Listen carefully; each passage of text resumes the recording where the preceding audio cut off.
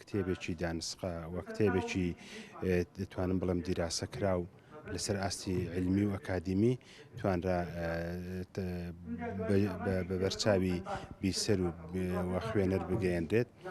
خۆشببختانە ئەم کتابە لەلایەن برای بەڕێزمان کاکی وا حوسێنەوە نووسرا بوو لە قاعەیەکی ئاوا چەند مانگێکلەوە پێش کە کتێبێکی ترمان لەسەر کاریگەریەکانی کۆڕۆنا و هەنگاوەکانی چارەسەرکردن لە قەزا چەمچەماڵ لەلایەن برای بەڕێزمەوە کاگلاتی فەتیە مامۆستا لەتیفاتێ لەسەر ئەرچی بەندە چاپکرا بوو. ئەمڕۆژ دووەم کتابە هەر لەسەر ئەرچی بەندە هاتوتە بوون. ئەمە بۆ من هەم بۆ ئیدارەی قەزا چەمچەماڵش دەستکەوتێکی مێژوویە. کتێبی تاوانی ئەنفال و کاریگەرە بەرەکانی لەسەر کوردستان یەکەمین کتێبەکە لەسەر لایەنی ئابووری کە کارەساتی ئەنفال ئەنووسرێت.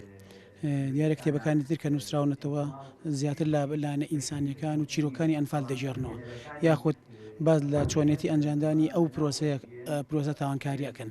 بەڵام ئەم کتێبی من تایبەتمەندەکەی لەوەدایە زیاتر گرنگی مەلایانی ئابووری داوە چونکە پێویستە پرۆسی ئەنفال تەنها لایەنە ئینسانیەکە و ڕووداوەکە و ڕووداو نەژێڕینەوە بەڵک پێویستە لەسەر کاریگەریەکانی قسە بکەین.